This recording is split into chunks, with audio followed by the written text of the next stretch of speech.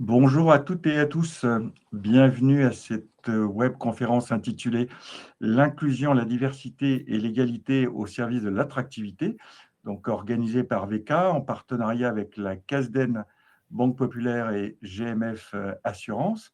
Donc, comme d'habitude, cette webconférence est interactive, donc vous pouvez commencer à poser vos questions dès à présent. Donc, je vous rappelle, c'est l'onglet questions en bas à droite de votre écran. Donc, cette webconférence est également organisée en partenariat avec pas moins de 7 associations professionnelles. Donc, je vous cite, on reviendra peut-être un peu en détail sur leurs objets qui sont différents. Donc, l'Accordé, Fonction publique 21, FP 21, la NDCDG, donc l'Association nationale des directeurs et DGA de centres de gestion, le SNDG-CT, dit cas national des directions générales des collectivités territoriales, la DRH-GCT, donc l'association des DRH des grandes collectivités territoriales, la ATF, l'association des administrateurs territoriaux de France, et enfin, dirigeantes et territoires. Vous dire aussi que cette webconférence vient clore effectivement un cycle de matinales organisées en présentiel en région. Ça a démarré en 2024, il y en a eu 6 et 4 cette année. Et donc là, l'idée par cette webconférence, c'était d'avoir un événement plus national. Et donc, c'est vrai que vous êtes assez nombreux à vous être inscrits. Donc, merci à vous tous. Peut-être sur notre thématique, comme l'intitulé il fait penser, c'est vrai qu'on va parler évidemment de questions de recrutement, d'organisation du travail, d'égalité femmes-hommes, évidemment de handicap, d'âge, de prévention, de harcèlement, de discrimination, donc sujets assez nombreux. C'est vrai que l'idée, c'est d'avoir aussi parsemé des retours d'expérience un peu qui seront exprimés, ou vraiment des exemples un peu par rapport aux propos qu'on puisse je sais pas comment dire ça, plus les identifier. Et sur les 7 associations professionnelles, nous avons aujourd'hui 4 représentants de ces associations que je remercie et je vous les présente tout de suite. Donc, leurs noms vont s'afficher à l'écran. Donc, tout d'abord, Cécile Drezen-Venard, donc conseillère technique égalité professionnelle au SNDG-CT. Bonjour. Bonjour, Cécile. Vous êtes aussi déléguée générale à la transition écologique à la ville et la métropole d'Orléans. Second intervenant, Alicia Barbotin, bonjour. Secrétaire générale de FP21, donc fonction publique 21, et vous exercez aussi en collectivité, et vous êtes chef du service carrière et paix de Noisy-le-Grand. Olivier Ducrot, donc DGS du centre de gestion 69 et président de l'Association nationale des DG de centres de gestion. Bonjour Olivier, et enfin Émilien Bayette, donc coprésident de la Cordée, et vous êtes aussi administrateur territorial. Donc, bonjour à vous 4 et merci de vos présences à distance. Ce que je vous propose, c'est effectivement de tourner un peu nos échanges et notre débat autour de plusieurs grandes thématiques. Et c'est vrai que la première qui me vient à l'esprit, c'est qu'effectivement, là, on s'adresse aux 3 fonctions publiques. C'est sûrement sur ces trois thématiques, est-ce que vous estimez que la fonction publique a un devoir d'exemplarité spécifique sur ces sujets? Et c'est vrai que tout de suite, avec cette question, me vient à l'esprit que sur le secteur privé, j'ai envie de dire, ces dernières années a quand même pas mal bougé, avec des initiatives assez intéressantes, des politiques RSE.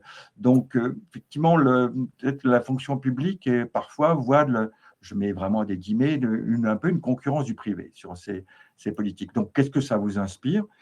Je ne sais pas qui veut démarrer. Première réaction, peut-être Alicia Barbotin. Bonjour à tous.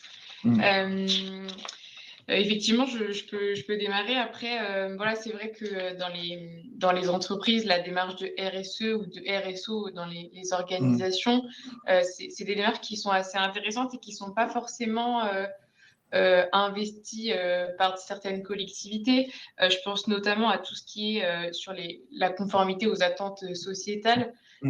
Par exemple, pour tout ce qui est les démarches environnementales, on le voit aujourd'hui sur les statistiques sur les plus jeunes, notamment, il y a vraiment des attentes sur l'engagement des collectivités et plus généralement des employeurs publics sur les démarches environnementales. Et c'est quelque chose qui est attendu. Il y a aussi un débat qui est en train d'un petit peu émerger, en tout cas sur la question de l'éco-anxiété.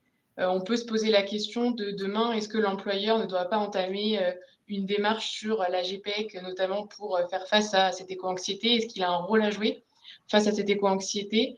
Voilà, c'est des sujets qui sont intéressants et qui ne sont pas forcément investis aujourd'hui par les collectivités, parce que ce pas des sujets qui sont forcément faciles à aborder. Et il faut aussi voilà, des gens qui ont une expertise sur ces sujets-là. Mais c'est des sujets qui nous semblent intéressants au niveau de FP21 notamment. Et on travaille sur ces sujets-là. Il y a un livre. Excusez-moi, je vous interromps, Alicia. Peut-être juste un mot sur FP21 pour ceux qui doivent être rares, qui ne connaîtraient pas votre association. Donc, c'est l'association des jeunes agents publics de moins de 35 ans, donc sur les 3 fonctions publiques. Tout à fait. Et je vous ai coupé. Tout à fait. Fonction publique d'État. Vous parliez d'un livre blanc que vous avez publié. Oui, tout à fait. Effectivement, notamment dans nos missions, on a tout ce qui est la réflexion sur la transformation publique. Et il y a un livre blanc qui a été publié sur le management pour une fonction publique plus écologique. Et voilà, on donne des pistes aussi pour les employeurs sur voilà, des possibilités pour aller vers cette démarche plus écologique, tournée vers l'environnement. Et notamment de sensibiliser, de parler en fait de ces sujets, de créer des groupes de travail aussi, puisque ça fait partie des attentes des jeunes générations, mais aussi des moins jeunes, hein, on le voit. Voilà. Et vous avez travaillé sur le sujet, j'imagine, avec l'association. Il y a un problème je sais pas, de son. Non, là c'est bon parce qu'on entendait des conversations derrière. Oui, je disais une association qui s'appelle Fonction publique pour la transition écologique, je crois, si je prononce bien. Vous avez peut-être travaillé avec eux sur ce sujet. D'accord. Sur le même sujet. L'association Le Lire aussi. Oui, c'est vrai qu'ils ont souvent des actions communes. Sur le même sujet de ce devoir d'exemplarité, Cécile Reisenvenard, quelle réaction? C'est le même sens qu'Alicia ou d'autres aspects que vous voulez mettre un peu en avant? Oui, tout à fait. Alors, plus spécifiquement sur la fonction publique territoriale, en l'occurrence, le syndicat des directions générales maintenant des collectivités territoriales se positionne sur ce sujet pour accompagner près de 4000 adhérents qui sont des directions générales, hommes, femmes DG, hommes, femmes DGA et depuis peu secrétaires de mairie.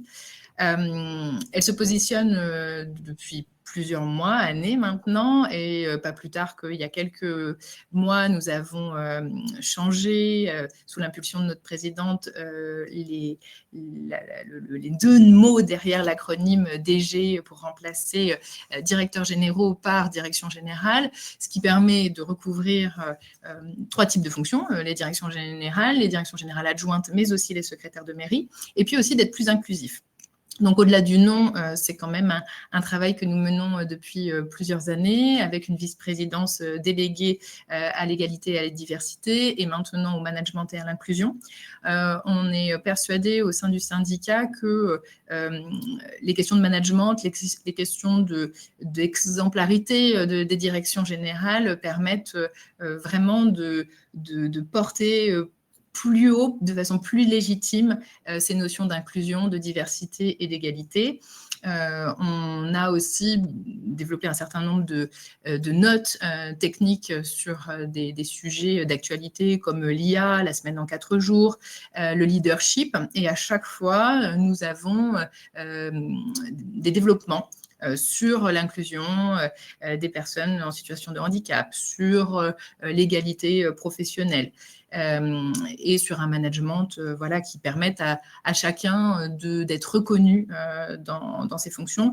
Comme Alicia, hein, je vous rejoins, il y a une vraie sensibilité aujourd'hui des employés, des futurs agents de la fonction publique, à regarder comment se comporte cet employeur assez méconnu, qu'est l'employeur public.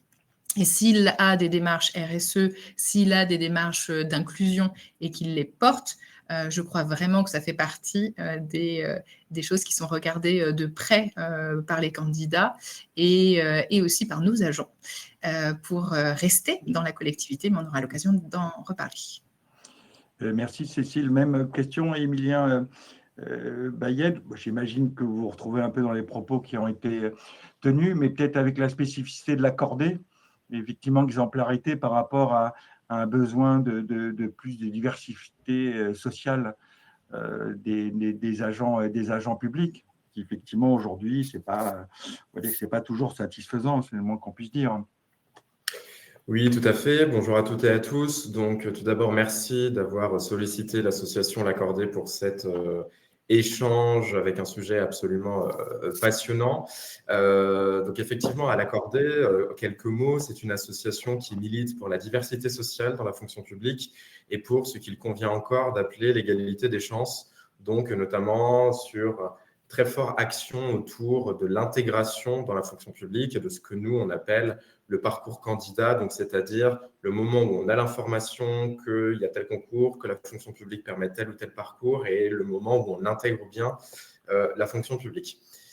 Sans surprise, je partage évidemment ce qui a été dit par les 2 premières interventions. Moi, ce sur quoi j'aimerais insister, c'est vraiment, sur le retour que l'on a des jeunes que nous accompagnons, puisque ce que nous faisons, entre autres, à l'Accordé, c'est du mentorat, donc c'est-à-dire mettre en relation des jeunes avec des agents publics pour leur faire découvrir la fonction publique et pour justement les accompagner davantage à intégrer la fonction publique, parce qu'on s'adresse, nous, à des jeunes de quartiers prioritaires de la politique de la ville, des jeunes issus de milieux modestes, qui n'ont pas forcément la bonne information, qui n'ont pas de fonctionnaire dans la famille, et donc disons qu'il y a quelques obstacles avant d'intégrer la fonction publique, et on aimerait bien les lever, ces obstacles. Alors, ce qu'on voit sur la question de l'exemplarité, on a un retour autour de la question de l'autorité, et donc il y a aussi la dimension exemplarité, efficacité au sein des organisations de travail. J'en veux pour preuve parce qu'il y a quasiment 20 ans, un livre a été publié de Jean-Marie Petitclerc qui parle des jeunes et de l'autorité. Et c'est assez important d'avoir en tête que quand on parle d'autorité, on pense qu'il y a une crise de l'autorité. Hannah Arendt en avait parlé il y a déjà quelques décennies, mais que selon lui, c'est plutôt une crise des porteurs d'autorité au sein des organisations. Et c'est pour cela que la question de l'exemplarité est vraiment une question de conditions, si je puis dire, assez indispensable pour qu'il y ait ce bon fonctionnement autour de nos organisations de travail. Et donc après, l'exemplarité, elle est à ce titre. Elle est évidemment, j'en ai déjà entendu parler ici, mais je le redis, sur la question de la lutte contre les discriminations, qui est une thématique extrêmement importante qu'on voit chez nos jeunes. Et on aura l'occasion d'y revenir pendant nos échanges. Et puis enfin, pour conclure, on a déjà parlé de la question de la transition climatique. Alors il s'avère, je vais sortir 30 secondes de mon rôle de coprésident de l'Accordé, que pendant ma scolarité à l'INET, il y a quelques mois, j'ai participé à la rédaction de l'étude de la MNT qui porte justement sur les conséquences du changement climatique en matière RH et de management dans les collectivités locales. Donc, c'est un sujet que j'ai eu l'occasion de traiter un petit peu. Et ce que l'on voit, c'est qu'effectivement, si on veut porter des sujets de transformation managériaux, de changement climatique, de transition écologique, la question de l'exemplarité est assez indispensable. Je prends juste un exemple. On a travaillé avec une collectivité du Sud qui interdisait aux agents de se déplacer avec la flotte diesel de la collectivité lorsque le déplacement était inférieur à 5 km. Parce que dans la métropole, il y a les transports en commun et il y a des vélos cargo au sein de la métropole. eh bien, on a eu beaucoup d'agents qui nous ont dit, vous voyez, le fait que le DG vienne en vélo et applique bien ses règles, ça nous a donné envie de l'appliquer aussi. Donc, il y a une question d'exemplarité, c'est juste un exemple et qui vaut ce qu'il vaut. Mais la question de l'exemplarité pour embarquer tout un collectif et avancer sur cette diversité, cette égalité qui, on aura l'occasion de le redire, mais est un levier, ça j'en suis convaincu, et on en est convaincu à l'accorder d'attractivité, ça nous semble indispensable, effectivement. Merci, merci Émilien. Olivier Ducrot, alors c'est pas facile de passer le quatrième. Promis, je ferai tourner la parole dans l'autre sens après. Bon, je pense que dans ce que vous avez entendu, beaucoup de choses vous vous retrouvez, mais est-ce qu'il y a peut-être une réaction ou quelque chose de plus spécifique que vous voulez mettre en avant? Oui, simplement 2 réactions sur ce qu'ont dit les collègues. Bien évidemment, la réponse était dans la question, Philippe, l'exemplarité, évidemment qu'elle est essentielle sur les sujets d'inclusion, de diversité ou d'égalité d'accès aux services publics. Maintenant, l'exemplarité, ça ne se décrète pas. Hein, c'est comme la confiance dont Hervé Sériex dit qu'elle se gagne goutte à goutte et qu'elle se perd par litre. C'est un travail quotidien et quand on démarre, on ne peut pas s'arrêter. Voilà, parce que sinon, je crois que c'est très contre-productif. 2 réactions par rapport à ce que disaient les collègues. Les jeunes, alors on entend les jeunes, ils n'ont plus cette valeur travail, etc., etc. C'est facile à dire, mais aujourd'hui, les jeunes qui viennent candidater dans nos collectivités locales, ils ont des valeurs. Ils ont des valeurs que nous, on n'avait pas forcément il y a quelques années. Et c'est un produit d'appel formidable pour eux, qui est le service public, qui est l'utilité sociale, qui est la diversité, qui est les problématiques environnementales, bien évidemment. Et souvent, on a des jeunes qui ont été un petit peu pressurés depuis 2-3 ans dans le privé et qui viennent chercher ces réalités-là, ces valeurs-là d'exemplarité qui existent dans le service public, qui n'existent pas ailleurs. Donc là-dessus, il faut vraiment féliciter nos jeunes professionnels qui arrivent chez nous. Et puis, sur la diversité sociale, je vais vous parler une seconde de moi, si vous permettez. Moi, je reviens d'une famille de pêcheurs du côté de ma maman et de mineurs de fonds du côté de mon papa. Aujourd'hui, j'ai la chance d'être DGS et d'être administrateur général. J'ai cette chance en France grâce à 2 outils d'égalité que je trouve extraordinaires qui m'ont été proposés. Le premier, ça s'appelle les diplômes de l'éducation nationale.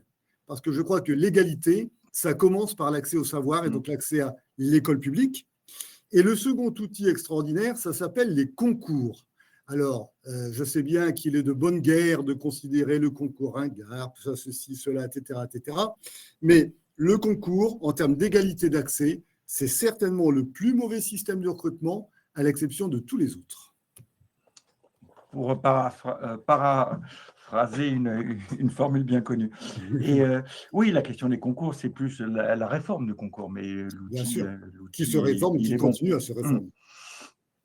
En prolongement de tout ce qu'on vient de se dire, c'est vrai que le dernier item que je voulais aborder avec vous, c'est les politiques mises en place sur ces 3 thématiques, et au-delà peut-être de rentrer dans le détail de chacune, du besoin de réelles politiques. Parce que je n'ai rien contre les marques employeurs, c'est vraiment utile, mais c'est vrai que moi j'ai plus une attention, une prudence vis-à-vis de marques employeurs qui mettent des fois en avant des politiques qui ne sont pas vraiment mises en place ou pas suffisamment. Et là, il y a un risque j'ai envie de dire, un effet boomerang quand, et les initiatives, les exemples malheureusement ne manquent pas, quand on met en avant certaines politiques, je sais pas, en matière d'égalité par exemple, et on se rend compte vite qu'elles sont en réalité très bien loin de ce qui est promis, disons. Donc, voilà, je pense qu'il est important de souligner l'importance de réelles politiques à mettre en place. Et c'est vrai que ça rejoint notre thématique qui est ces 3 thématiques par rapport à l'attractivité. Et j'ai envie aussi d'ajouter la fidélisation aussi des agents.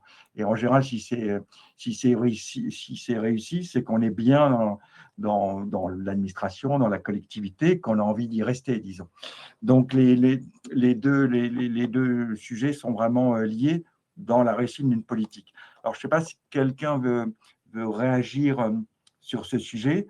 Alors, tout à l'heure, j'ai commencé par Alicia, donc ça peut être quelqu'un d'autre. Peut-être revenir, c'est vrai qu'on a pas mal parlé des jeunes, de voir que ces aspects-là sont très importants aujourd'hui pour candidater dans les offres qui peuvent être faites dans une collectivité, par exemple. Et pour y rester aussi, hein, comme je disais. Je ne sais pas si là-dessus, Olivier. Très rapidement, Philippe, Effectivement, attention à la QVCT washing, hein, effectivement. La marque employeur, etc., c'est important pour être attractif. L'attractivité, notamment essentielle dans le monde rural, plus que dans le monde urbain, parce que le défi essentiel dans le monde urbain, c'est la fidélisation. Parce que attirer, c'est une chose, et puis on s'aperçoit rapidement que c'est effectivement, si ce n'est que du vernis pour être dans le move et qu'il n'y a pas de politique volontariste réelle là-dessus, la fidélisation n'existe pas et que le turnover est assez dramatique en phénomène urbain où il y a forcément beaucoup d'offres d'emploi et donc concurrence entre les employeurs. Donc attractivité, c'est une chose, la fidélisation en est une autre. Et sur le sujet, Cécile, peut-être une réaction et je pensais notamment, je vous laisse dire, parce que je pensais au guide dont vous avez parlé, là, que vous êtes en train de faire avec 2 associations d'élus. Tout à fait. C'est l'union sacrée, là. Je rejoins Olivier sur le premier point, c'est que évidemment qu'il faut de réelles politiques publiques professionnelles en la matière, que le piège, c'est évidemment de ne pas tenir les engagements, l'ambition. Ça peut avoir un côté extrêmement déceptif pour les agents en poste et derrière signifier des départs, ce qui est quand même très problématique, qu'on soit dans le monde, enfin dans des collectivités urbaines ou rurales d'ailleurs. Mais effectivement, sur le rôle de l'attractivité en zone rurale, ça joue un grand rôle. Et derrière, si cette politique est réellement menée, ça permet effectivement de fidéliser. Sur le premier point. Sur le deuxième point, le guide que nous préparons avec l'AMF et France Urbaine et le SNDGCT, c'est un guide sur l'élaboration des plans d'action égalité professionnelle. Parce que nous considérons au sein du syndicat que ce plan d'action égalité pro, il n'est pas qu'un outil pour les plus grosses collectivités, il est un outil pour toutes les collectivités, y compris celles du monde rural, et qu'elles permettent justement de porter de façon collective au sein de la collectivité, élus et administration, les enjeux, de planifier les actions au long cours, évidemment, et de les suivre, ces avancements, ces actions, au moyen d'indicateurs et de rapports réguliers. Et donc, elle vient, probablement, cet outil vient conforter la possibilité pour une collectivité, quelle en est l'obligation ou pas, de se lancer et de tenir dans le temps cette politique qui parfois peut avoir des soubresauts, et puis c'est extrêmement difficile par nature, hein, ça renvoie à plein de choses. Donc voilà, c'est un bon guide, ce plan d'action, et le SNDGCT entend, avec l'AMF et France Urbaine, apporter sa pierre à l'édifice en préparant ce guide pour dans quelques mois qui, voilà, je l'espère, pourra embarquer d'autres collectivités sur ce chemin. Les plans égalité dans les collectivités, c'est plus de 40 000 habitants, je crois. Hein, non, c'est 20 000. 20 000 et c'est 40 000, c'est l'index. C'est ça. D'accord. On reparlera après de l'index. C'est vrai qu'on verra aussi par la suite aussi, parce que le mot qu'on n'a pas encore prononcé, c'est le mot de formation. Et c'est vrai que sur tous ces sujets, il est important, mais peut-être qu'on y consacrera un mot en tant que tel. Donc, toujours sur ce sujet, je ne sais pas, Émilien Bayet, vous voulez réagir? Oui, avec grand plaisir, évidemment, pour réagir. Écoutez, moi, je dirais qu'il y a peut-être deux choses. Alors, je partage totalement ce qui a été dit, hein, bien évidemment, y compris lorsque j'utilisais l'exemple de ce DGS qui utilise son vélo. Il y a là quand même la difficulté de tenir cette exemplarité dans le temps avec les aléas du quotidien et de la quotidienneté, et c'est loin d'être simple du point de vue managérial. Pour répondre sur la question de la fidélisation des agents et des réelles politiques que l'on peut mettre en place, moi, j'en verrai deux. Une à laquelle nous croyons profondément au sein de l'Accordé, puisque nous la mettons en œuvre. Alors, ce n'est pas pour la seule raison, mais parce que nous pensons que c'est quelque chose dont nous n'avons pas encore la culture en France. J'en ai déjà parlé, mais c'est le mentorat. Le mentorat, c'est vraiment mettre en relation, par exemple, on peut imaginer un agent qui vient d'intégrer la collectivité avec un agent qui est un peu plus expérimenté dans la collectivité.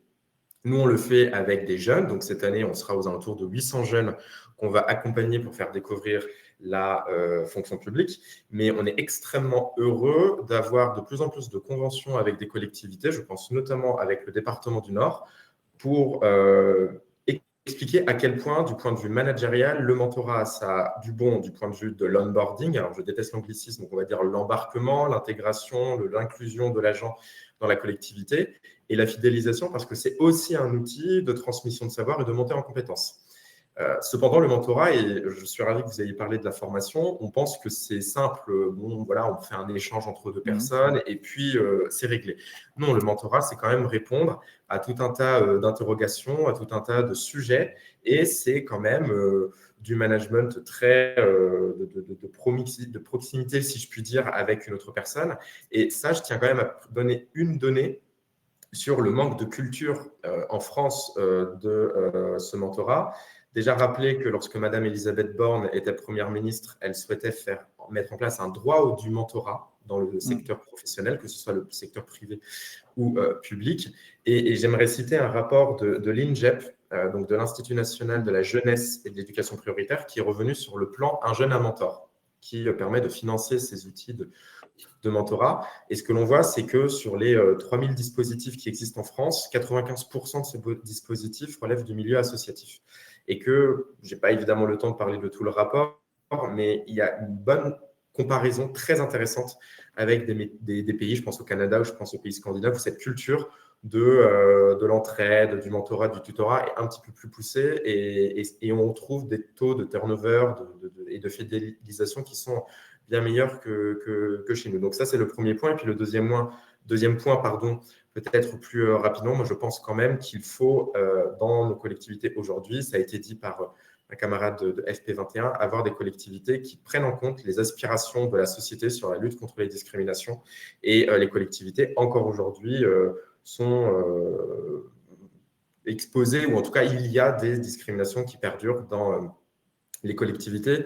Moi, je prendrai l'exemple de deux très rapidement. On a parlé de l'égalité femmes-hommes.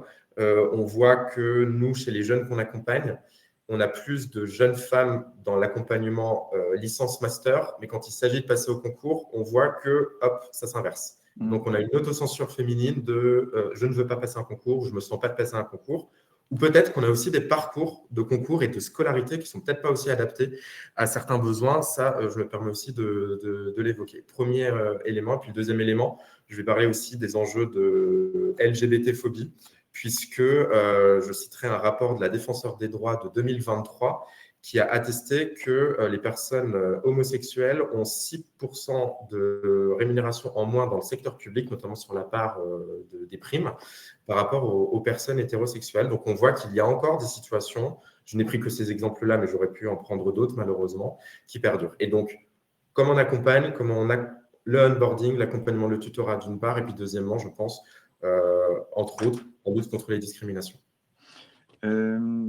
N'hésitez pas, ce que vous avez dit au début, à poser des questions. On en a, mais très, très peu. Donc, vraiment, n'hésitez pas, ou une réaction, ce que vous entendez. Alicia, peut-être une réaction, en plus, Emilien vous a cité. Et une autre chose, vous m'aviez parlé de ce que vous faisiez au sein de votre collectivité. J'avais trouvé ça assez intéressant. C'est les formations que vous faisiez en interne. Je crois que c'est vous-même qui le faisiez. Donc, peut-être un mot aussi après là-dessus, parce que je trouve que c'est bien de le relater. Effectivement, je rejoins tout à fait mes collègues. Il y a un enjeu déjà d'attirer les jeunes parce que à la base, il y a quand même pas une grande partie des jeunes qui se projettent dans la fonction publique. Il y a 30% à peu près qui aspirent à rejoindre la fonction publique et tous ne le font pas. Donc voilà. Et en plus, surtout, moi je pense que sur la fidélisation, quelques chiffres quand même qui nous inquiètent un petit peu, c'est que dans les 3 premières années, on a 30% des jeunes qui quittent la fonction publique. Aujourd'hui, les principaux moteurs du départ des agences, c'est notamment le manque d'évolution.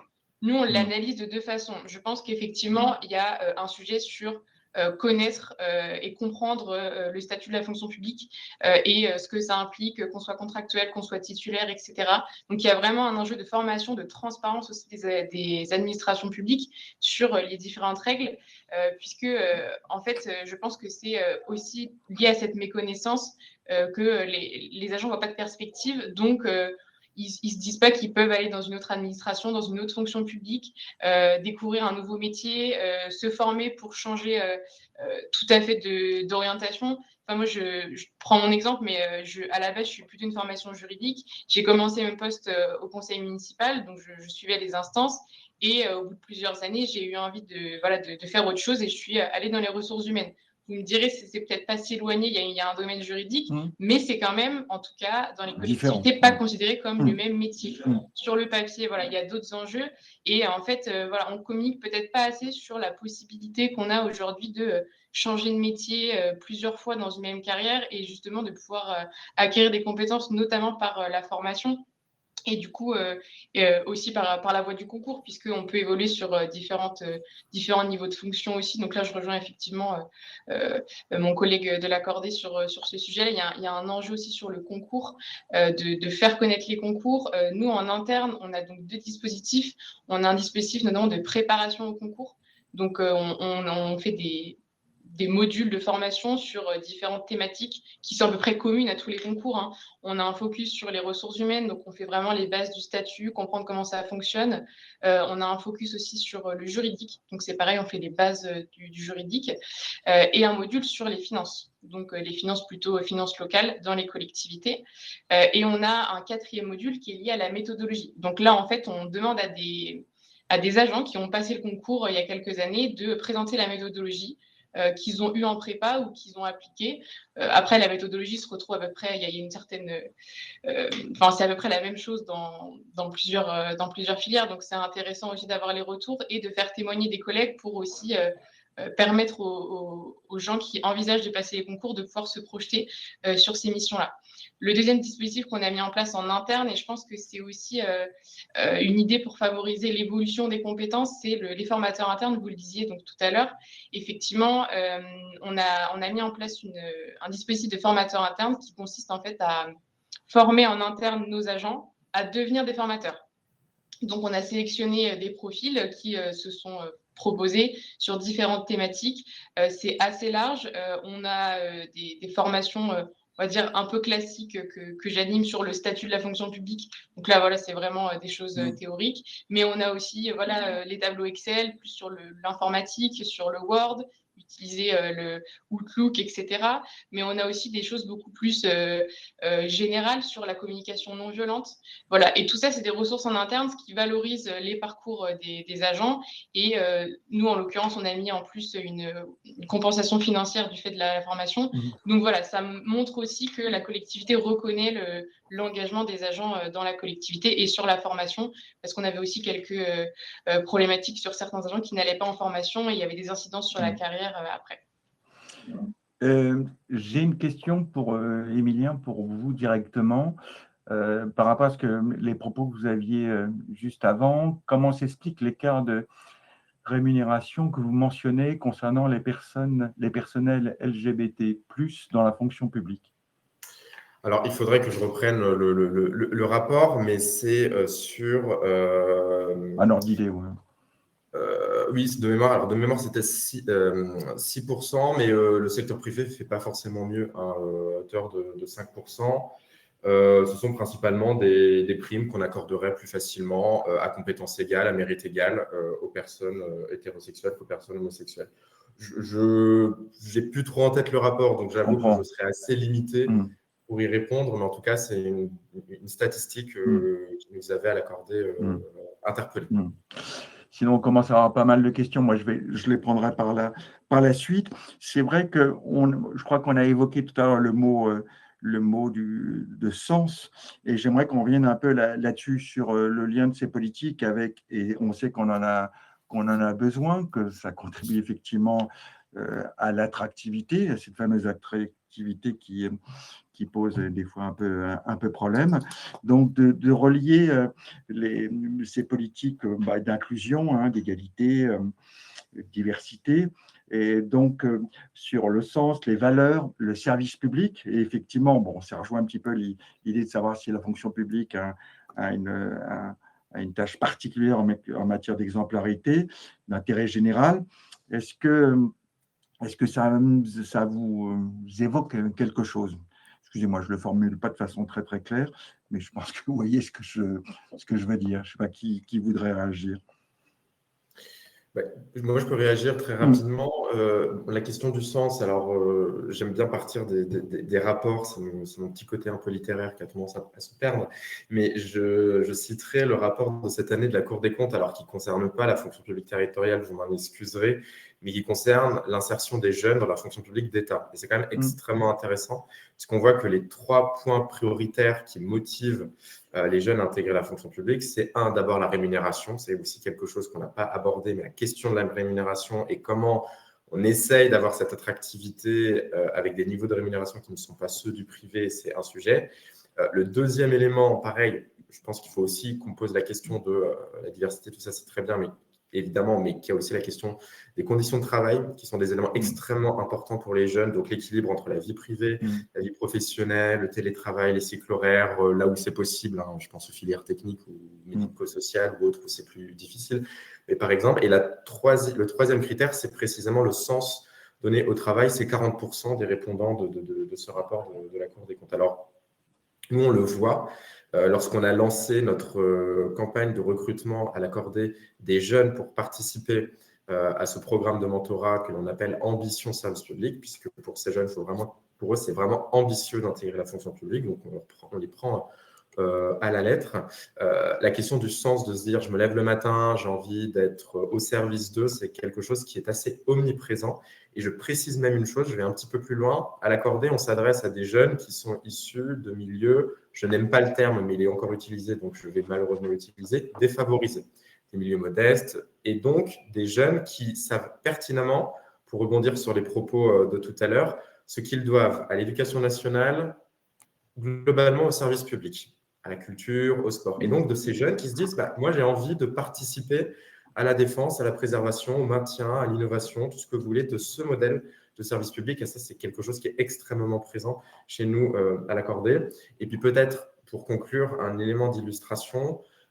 Dans l'étude que j'ai évoquée tout à l'heure et à laquelle j'ai participé avec 3 autres rédacteurs que je me permets de citer, Baptiste Guimard, Thomas Loyo et Perrine Recoren-Guyenne, on a des collectivités qui nous ont dit les actions climatiques que nous mettons en place sont des leviers d'attractivité. C'est-à-dire ces collectivités voient dans les candidats, dans les lettres de motivation, dans les échanges, de plus en plus de candidats dire « j'ai vu que vous avez mis en place la rénovation thermique de ça, etc.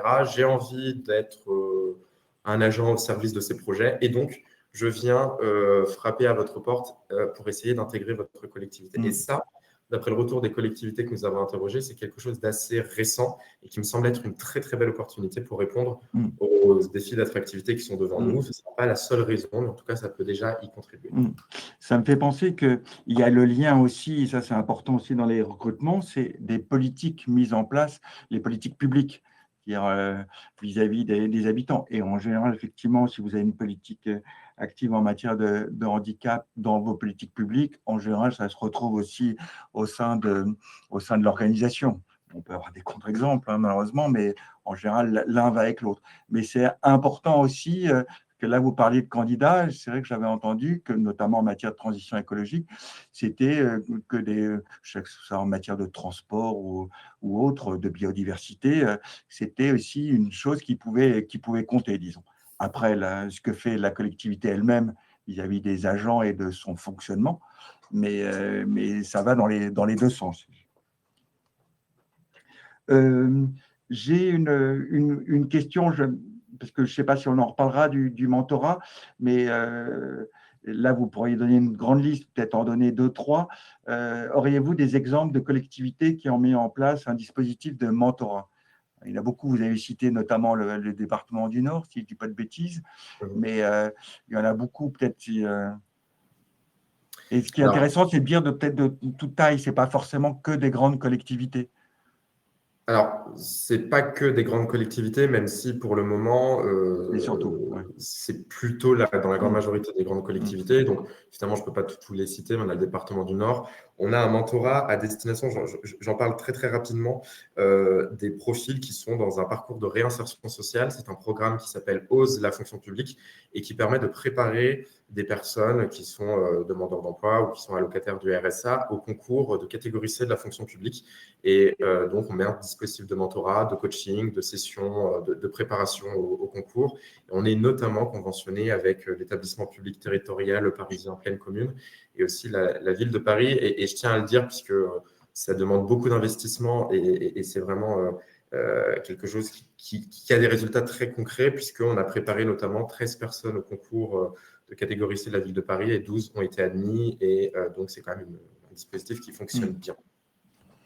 Je vois que Cécile a levé la main, donc je lui donne tout de suite la parole. Au syndicat des directions générales, au SNDGCT, on est aussi convaincus de la pertinence de la mission de l'accordé, si bien qu'il y a à peu près 2 ans, on a signé un partenariat SNDGCT l'accordé et il y avait un atelier sur notre événement annuel Territorialis qui nous a permis de présenter au DG qui s'était inscrit à cet atelier les missions. Les différents formats d'accompagnement que vous proposez, à la fois les mentorats individuels, c'est-à-dire que moi, par exemple, suite à cet atelier, j'ai décidé d'être mentor pendant 2 éditions, 2 années auprès d'étudiants, et puis aussi de collectivités qui peuvent favoriser le mentorat en interne de leur collectivité, sanctuariser un temps qui est grosso modo 45 minutes, 1 heure par mois pour accompagner un jeune sur ses premiers pas dans la fonction publique ou à l'occasion de ses études avant d'entrer dans la fonction publique. Et on a des collectivités qui l'ont mis en place, qui l'ont fait connaître auprès de leur direction générale, leur cadre, etc. On a, par exemple, pour ne citer que elle, notre vice-présidente au management et à l'inclusion, Marie-Claude Tivanianam, qui, en tant que DGS, porte ça dans sa collectivité. Et donc, voilà, je pense que c'est une excellente chose, à la fois en termes de... on ne peut pas se plaindre qu'on n'est pas attractif, qu'on n'est pas bien connu des étudiants, des jeunes, alors même qu'on a un vrai sujet de pyramide des âges dans la fonction publique, notamment dans la territoriale, et ne rien mettre en place pour faire connaître nos métiers, faire connaître nos parcours, aller vers ces jeunes, etc. Et je trouve que le mentorat intergénérationnel via l'accordé notamment est un excellent recours qu'individuellement ou collectivement dans vos comités de direction, vous pouvez très bien et très facilement mettre en place.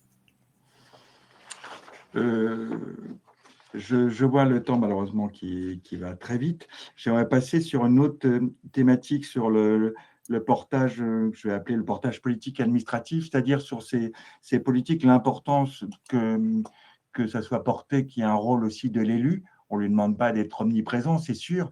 Là, ce sera plus peut-être le portage administratif du DG. Ce n'est pas juste une politique RH. Il faut que le DG, effectivement, insuffle ça dans tous les services. Mais c'est vrai quand même que l'élu, au niveau d'une ville, le maire, ou c'est vrai que là, on s'adresse qu'à l'AFPT dans ce constat-là, et un rôle, on va dire, d'impulsion et peut-être de rappel à certains moments. Je ne sais pas qui veut réagir là-dessus. Peut-être Alicia, on avait échangé sur le sujet, l'importance de ce portage, tant politique que de la part du DG. Levait la main. Je crois qu'Olivier levait la main, je vais le laisser commencer. Ok, moi, je vous passe la parole après. Merci Alicia. Oui, bien évidemment, ce sont des politiques qui entraînent des changements de pratiques. Et là-dessus, ça ne peut être bien évidemment porté qu'au niveau de la gouvernance, qu'au niveau de la direction générale, à condition, le collègue le disait tout à l'heure, qu'il y ait aussi une exemplarité à ce niveau-là. Les changements de pratiques, c'est une volonté au niveau du politique, et puis c'est parfois un peu de contrainte. Je dis toujours que loi sans contrainte n'est que complainte. On l'a vu pour les personnes en situation de handicap. On l'a vu aussi en matière de parité dans les conseils municipaux. Moi, je n'aime pas les quotas, mais je pense que c'est un mal nécessaire par rapport à des pratiques qui existaient depuis des années. Donc, exemplarité, portage par la direction générale de la gouvernance, et puis ensuite, partage et acculturation. Voilà, ça ne doit pas rester non plus le sujet de quelques initiés. Ça veut dire formation, sensibilisation. Alors, formation, bien sûr, parfois très administrative, très théorique, mais aussi mise en situation, théâtre de situation, pour concrétiser et démystifier aussi un petit peu les peurs qui existent autour de ces évolutions des pratiques et des politiques. Et merci Olivier, comme on court un peu après le temps, en plus vous avez fait 2 questions en une. C'était quel talent. Et c'est parce qu'effectivement, je voulais vous demander aussi sur ce besoin, c'est toujours le débat effectivement de sanctions, notamment sanctions financières. Ça, je me rappelle les premières lois sur la parité en politique, ça avait fait tout un débat, et on voit le résultat. Le résultat, c'est quand même la parité, c'est bien amélioré. En matière de handicap, les fameux 6% qui n'existaient que dans le privé, bon, c'est venu aussi sur le public, la création du FIPHFP, et on voit que ça donne des résultats. Absolument. Donc, peut-être sur Alicia, de revenir déjà sur la question du portage, et après, si vous voulez, un mot aussi sur ce besoin, et j'imagine que vous le partagez, ce besoin de sanctions, d'incitation, je ne sais pas comment dire ça, mais c'est vrai qu'on sait que quand c'est juste posé dans le texte, sans effectivement que l'obligation soit effectivement avec une pénalité, le résultat est quand même pas du tout du même ordre. Oui, tout à fait. Pour revenir juste sur le portage, je vais prendre un exemple dans ma collectivité de ce qui a été fait et que je trouve qui est quand même assez intéressant, puisque ça commence dès l'accueil des nouveaux arrivants. Finalement, on a mis en place une journée d'intégration donc avec les nouveaux arrivants et qui est portée par la direction générale. Donc, c'est l'occasion pour la direction générale aussi de montrer les valeurs de la collectivité, de montrer l'engagement aussi qu'il y a de la direction générale sur l'accueil. Chacun présente en gros son domaine de compétences et les politiques publiques qui sont menées au niveau de la collectivité, ce qui permet aux agents aussi de se retrouver dans ce qui est porté par la direction générale. Donc, il y a une matinée plutôt institutionnelle et puis un repas au restaurant municipal. Et après, on enchaîne sur une visite de la ville en bus avec le chef du service patrimoine qui explique en fait les différents bâtiments architecturaux. C'est sûr qu'à Noisy-le-Grand, c'est en plus un peu particulier avec tout l'héritage de la ville nouvelle. Et c'est quelque chose qui est beaucoup apprécié puisque du coup, les nouveaux arrivants se sentent vraiment accueillis comme il se doit et pas juste posés dans un bureau ou dans un service sans connaître le fonctionnement de la ville et même finalement son panorama géographique puisqu'ils ont fait le tour de la ville. Sur le volet du coup plutôt sanctions, c'est vrai que les sanctions sont toujours très incitatives, pour le dire élégamment.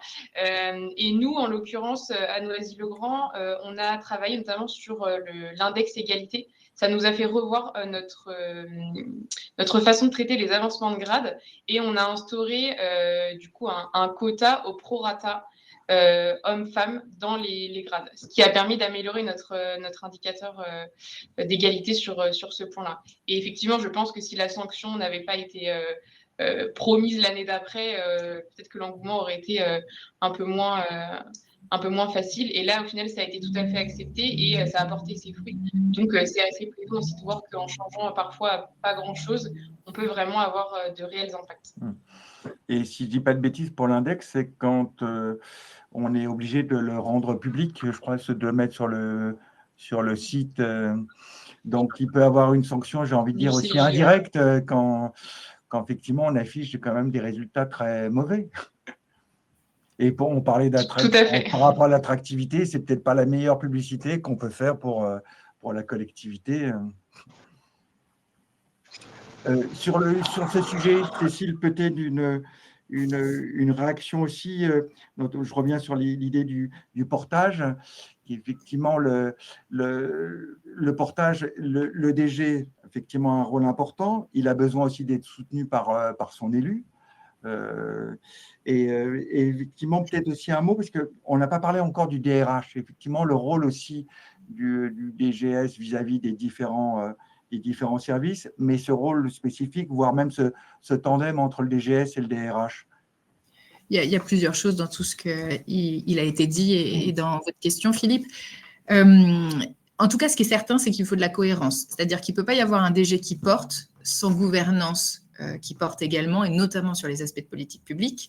Et à l'inverse, sur les politiques publiques qui seraient particulièrement engagées sur des questions d'inclusion ou d'égalité, et pas l'administration qui suit. Enfin, il faut qu'on avance sur nos deux jambes, à la fois l'administration et à la fois les politiques publiques. Donc, ce portage direction générale et cadre, manager même de façon générale, qui doivent être impliqués à tous les niveaux.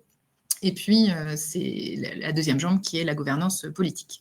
Et c'est vrai qu'on aimerait bien se passer de dispositifs légaux, de sanctions, de pénalités, d'affichage sur la place publique, de résultats qui peuvent être, ne pas donner une excellente image de la collectivité, voire même être pénalisantes pour l'attractivité de la collectivité. N'empêche que, malheureusement, comme tout ça n'est pas naturel, que tout ça est quand même pour partie, et même chez des gens avertis, très, très, très inconscients. Enfin, on a des biais là-dessus qui sont quand même fortement ancrés et pour lesquels il ne s'agit pas de culpabiliser de quoi que ce soit. Il faut, par contre, essayer d'en prendre conscience pour pouvoir petit à petit les déconstruire. Mais à l'échelle individuelle et encore plus à l'échelle collective, c'est forcément du temps long. Et donc, en attendant que ce temps long se fasse, et parce que ça ne doit pas encore durer des décennies comme ça, enfin, en tout cas, j'espère avant ma mort, voir de l'égalité professionnelle partout, et je suis plus si jeune que ça, il ne reste pas beaucoup de temps, eh bien, il faut absolument qu'on puisse avoir des dispositifs légaux, réglementaires, qui contraignent, qui pénalisent, qui visibilisent des inégalités, des discriminations. Par contre, il faut les deux, c'est-à-dire que voilà, il faut des dispositifs légaux, mais il faut aussi des DGS, des DRH engagés. Le syndicat prend sa part, le SNDGCT prend sa part là-dedans. Chaque année, sur Territorialis, nous avons un partenariat avec un organisme, l'Accordé, Dirigeantes Territoires, l'AMF France Urbaine. Et donc, chaque année, on vient construire un atelier, construire une conférence pour continuer à parler de ces sujets-là. Et je dois avouer, en tout cas, depuis que je vais dans ces endroits-là, donc notre salon s'appelle Territorialis, eh bien, chaque année, je vois que le sujet est évoqué de façon naturelle, de façon partagée entre toutes et tous, de façon vraiment de plus en plus souvent et de façon de plus en plus naturelle, et même avec, moi je me questionne, j'aimerais bien faire, mais par quoi je commence? Ou l'autre jour, on s'est dit, le plan d'action égalité pro, c'est pas pour nous, c'est pas un sujet, tout va bien chez nous. Et je lui dis, ah bon, et vous l'avez mesuré comment ça? On l'a pas mesuré, mais voilà, quoi, on pense que c'est OK. Ou quelqu'un de dire, un de mes collègues me dire l'autre jour, ma collègue vient me voir, ma DRH, et elle me dit, dis donc, si jamais on a un collègue qui fait une blague sexiste devant nous, est-ce que tu es sûr que collectivement et individuellement, on va réagir? Et là, le collègue de se dire, bon, il y a peut-être un sujet, il faut peut-être qu'on en parle, il faut peut-être qu'on s'assure collectivement qu'on saura collectivement et individuellement, répondre à ça, ne pas laisser passer ça, ne pas rire en coin et aller à la prochaine réunion, mais bien prendre le temps de faire preuve de pédagogie. Bien sûr, quand les faits sont plus lourds, d'assumer en responsabilité et d'aller vers des sanctions disciplinaires, évidemment. Mais voilà, ne serait-ce que de discuter, de ne pas laisser faire, de ne pas laisser dire et de ne pas laisser croire que c'est normal, qu'on soit à une direction générale, un directeur ou une directrice, qu'on soit un homme ou qu'on soit une femme, de porter ça et de dire que ce n'est plus tabou, que ça ne doit pas être l'alpha et l'oméga de notre journée. On a énormément de sujets, énormément d'enjeux, mais en tout cas de faire savoir que c'est un sujet comme les autres et qu'il ne doit pas être tu. Merci Cécile. On a beaucoup de questions. Alors c'est vrai qu'il nous manque de temps, mais qui nous demandent effectivement des exemples concrets d'actions mises en place pour sensibiliser à l'égalité homme-femme, ou également LGBT+, qu'est-ce qu'on peut faire, des expositions, des livrets, des formations. Donc voilà, des questions un peu de ce type-là, il en revient pas mal. Et donc, je ne sais pas si vous avez des choses à l'esprit qu'on pourrait dire rapidement. Je reconnais que ce n'est pas forcément simple.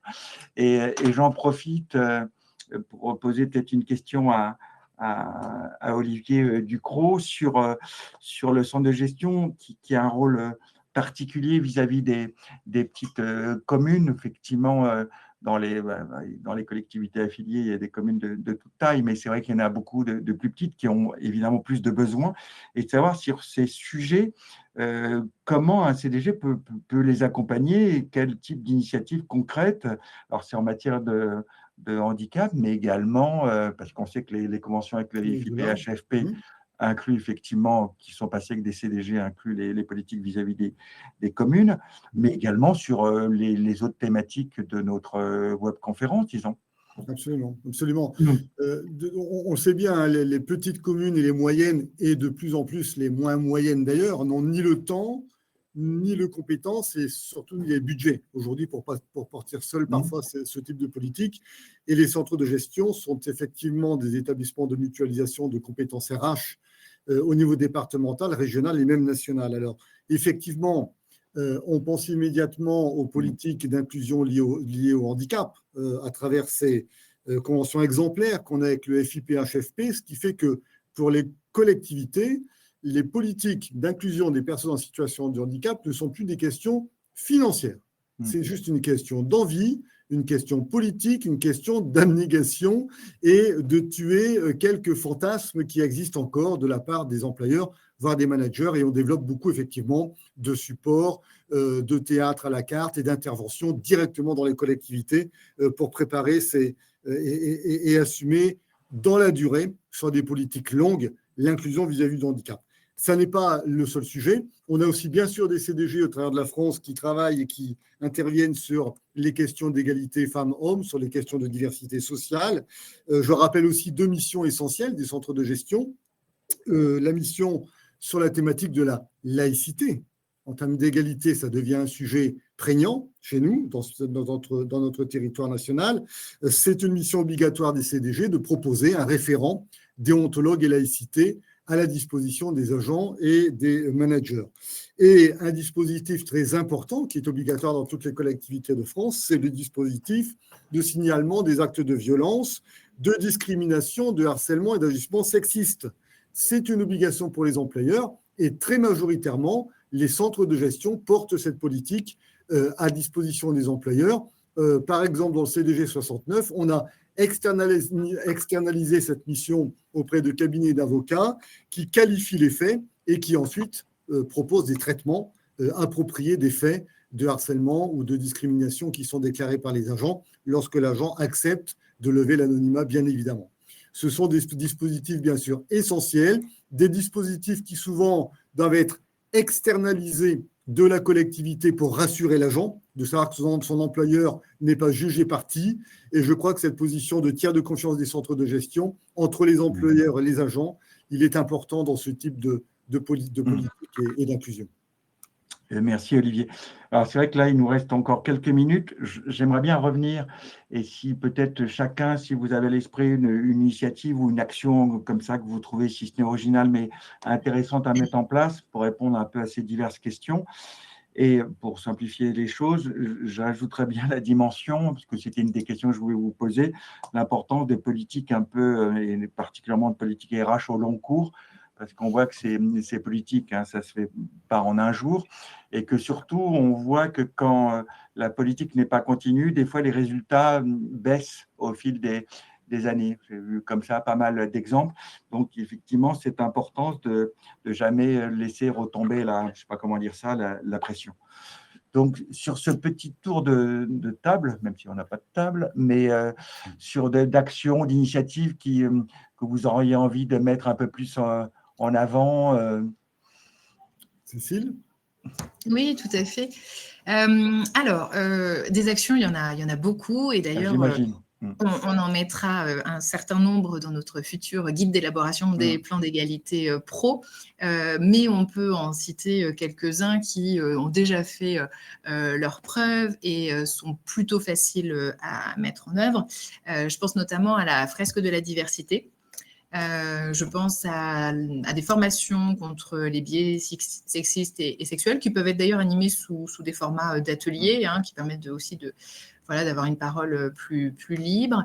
On peut aussi, au niveau RH, réfléchir à une communication la plus inclusive possible de nos offres d'emploi, de façon à ce que un homme comme une femme puisse se sentir concerné quand il lit une annonce sur un poste qui, a priori, peut parfois être un métier soit plutôt féminin, soit plutôt masculin. Il y a des théâtres forums aussi pour prendre conscience et collectivement comme individuellement de ce qui peut se jouer dans certaines situations, notamment quand on inverse les rôles d'ailleurs. L'accompagnement à la parentalité, évidemment. Sur la semaine de 4 jours ou de 4 jours et demi, quand il y a eu… Alors, on a fait une note au SNDGCT sur ce sujet-là, et il est vrai que les collectivités qui ont pu mettre en place les semaines de 4 jours ou de 4 jours et demi, enfin en 4 jours et demi, ont pu noter une baisse des temps partiels, principalement chez les femmes, qui sont en majorité qui sont la majorité des temps partiels dans nos collectivités. Et puis, pour revenir sur ce temps long où on doit absolument s'inscrire sur un temps long, le plan d'action, il est sur 3 ans, il est renouvelé, on le met sur… Enfin, voilà, d'année en année, il peut être prolongé. Et donc, il permet de travailler au long cours sur tout ça, avec des phases de sensibilisation, avec des phases de passage à l'action, avec des reportings, avec des indicateurs.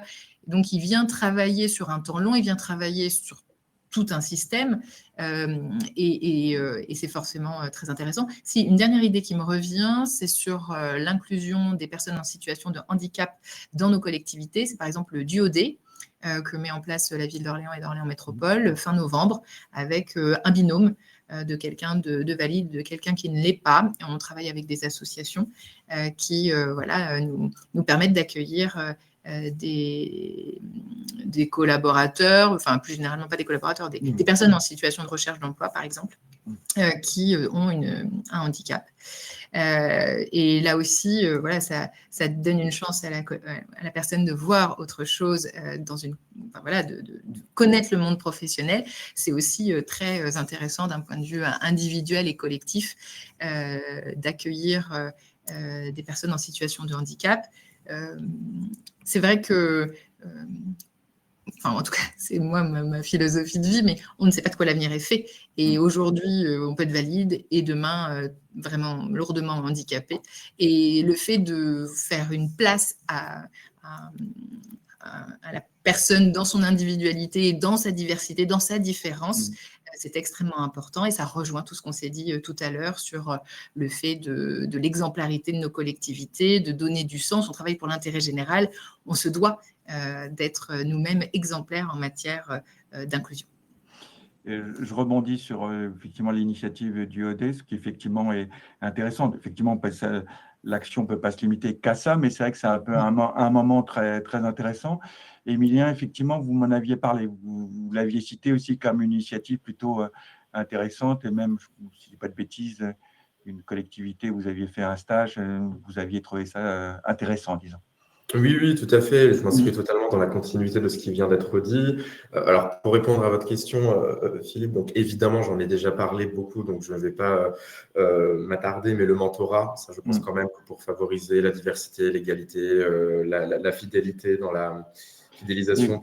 Excusez-moi de vous interrompre, mais sur votre site, justement, si des gens seraient intéressés, vous peuvent venir sur votre site, c'est expliquer le mentorat, quelques exemples, d'en savoir plus. Tout à fait. Vous avez le site internet L'Accordé qui explique tout. Vous avez les pages LinkedIn. Moi-même, ma page LinkedIn et mes MP, comme on dit aujourd'hui, sont ouverts si vous avez besoin de renseignements. Donc, il ne faut pas hésiter. On a une équipe salariée formidable de 8 personnes qui est à disposition de nos très, très nombreux bénévoles. Donc, il ne faudra pas du tout hésiter. Pour répondre très rapidement à votre question sur ce qu'on peut faire, les actions, moi, j'en vois deux. Je vois des actions spontanées et des actions sur le temps long. Les actions spontanées, c'est pour moi, et ça se complète totalement avec ce qui vient d'être dit, les journées mondiales qui ne sont pas forcément des journées dont on se saisit suffisamment. Alors, par exemple, on parle du handicap, eh bien, hier avait lieu la journée internationale des personnes en situation de handicap, et c'est souvent, je trouve, de bonnes occasions d'organiser des tables rondes, des événements, des fresques, un duodé, là-dessus. Donc, évidemment, on connaît le 8 mars, mais on connaît peut-être un petit peu moins le 21 mars, la journée internationale contre le racisme, ou le 17 mai, la journée internationale contre les LGBT-phobies. Et j'ai en tête quelques collectivités qui, lors de ces journées, organisent tout un tas d'événements. Ce n'est pas la seule chose à faire, mais ça me semble être une première réponse. Donc, action spontanée et action à long terme, je pense que pour que tout ceci s'inscrive dans la durée, il faut qu'on ait une réflexion autour de la gouvernance, autour des process, autour des procédures. Je prendrai juste un exemple qui a été abordé d'ailleurs au tout début par ma collègue de FP21, donc la boucle sera bouclée. On parle notamment de GPEC. Si on se concentre sur la question de la transition écologique, dans l'étude que j'ai évoquée tout à l'heure, à laquelle j'ai participé à la rédaction, on propose la mise en place, ce qui n'est pas simple, hein, et on aura peut-être l'occasion dans un autre échange de parler à cette mise en œuvre, et d'une GPEC climatique qui prend en compte les conséquences du changement climatique pour anticiper l'évolution des métiers, la pyramide des âges et tout un tas de conséquences qu'il faudra anticiper pour qu'on ait ces politiques RH, non pas à la semaine ou au mois, mais sur plusieurs années. Merci. Et le mot de la fin, Alicia, grande responsabilité, parce que là, on a déjà dépassé les 14 heures, donc un petit mot. Pour le mot de la fin, je vais parler d'une initiative qui a été mise en place à Noisy-le-Grand et que je trouve intéressante. Alors, on est aux prémices, hein, mais on a engagé un réseau égalité. Donc, sur la base du volontariat, plusieurs personnes se sont engagées pour réfléchir à toutes ces questions d'égalité. Aujourd'hui, le prisme a surtout été pris sur l'égalité femmes-hommes, donc c'est les premiers sujets qu'on va développer.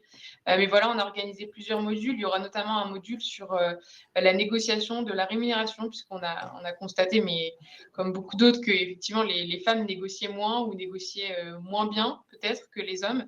Il y a plusieurs facteurs qui l'expliquent, mais voilà, c'est des sujets que nous, on va traiter et sur du long cours, puisque c'est une démarche qui est engagée sur plusieurs années avec les agents de la collectivité. Et il y a aussi, je pense, une notion de se sentir concerné par tous ces sujets. Donc, c'est une initiative que j'ai trouvée très intéressante et qui va se poursuivre. Donc, on pourra peut-être en reparler aussi dans un prochain échange. Avec grand plaisir. Là, il va falloir vraiment qu'on s'arrête. En tout cas, vraiment un grand merci à vous quatre. Désolé pour toutes les questions que je n'ai pas pu prendre, mais on a essayé d'en prendre quelques-unes. C'est vrai qu'on a abordé quand même pas mal de thématiques, mais il faudrait qu'on se retrouve, ça c'est indéniable. On essaiera de créer d'autres occasions. Et j'en profite pour remercier aussi la CASDEN Banque Populaire et GMF qui nous a accompagnés sur cette webconférence, mais comme sur l'ensemble des matinales qui ont été organisées, et donc les 7 associations professionnelles dans les 4 que vous représentez. Donc vraiment, encore à vous toutes et à vous tous, un grand merci. Et j'en profite aussi pour remercier en régie Cynthia Nguyen et Alicia Cousin.